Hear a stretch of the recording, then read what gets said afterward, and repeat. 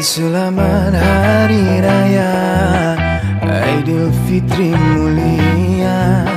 Ampun maaf dipinta, mensuci hening dosa.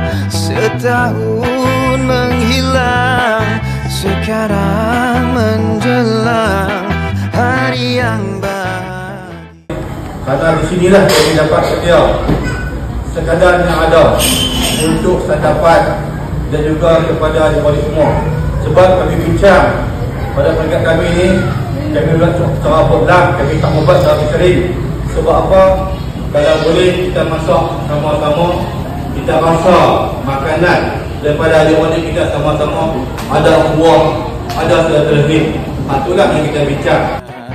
Selamat Hari Raya, selamat Hari Raya Aidilfitri mulia.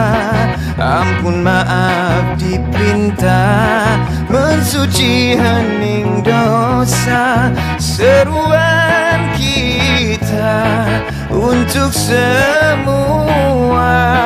Selamat, selamat, selamat Hari Raya. Selamat, selamat, selamat Hari Raya. Darida, darida, darida, darida, darida. Assalamualaikum warahmatullahi wabarakatuh. Pada malam ni kita buat pertemuan dengan semua keluarga daripada Al-Haq ataupun almarhum Haji Ahmad Kayu, keluarga daripada almarhum Haji Ahmad dan juga Haji Ahmad. Jadi dan saya ucap terima kasihlah kepada semua keluarga yang kita tak jangka bahawa pada malam ni cukup meriah di atas kedatangan daripada semua yang ada daripada Kedah, daripada luar Kedah yang balik mai. Dan insyaAllah kita akan buat pertemuan lagi dengan keluarga Al-Haq ni di masa akan datang.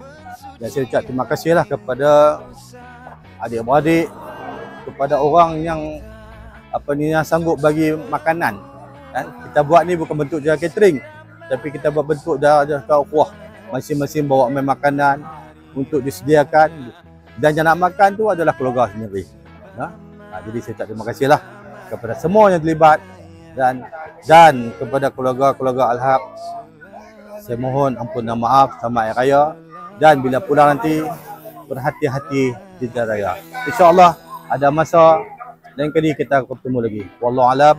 Assalamualaikum warahmatullahi wabarakatuh. Saya mengucapkan ribuan terima kasih kepada tuan-tuan, perempuan serta selamat Hari Raya. Kami dari keluarga Haji Ahmad dan Haji Ahmad mengucapkan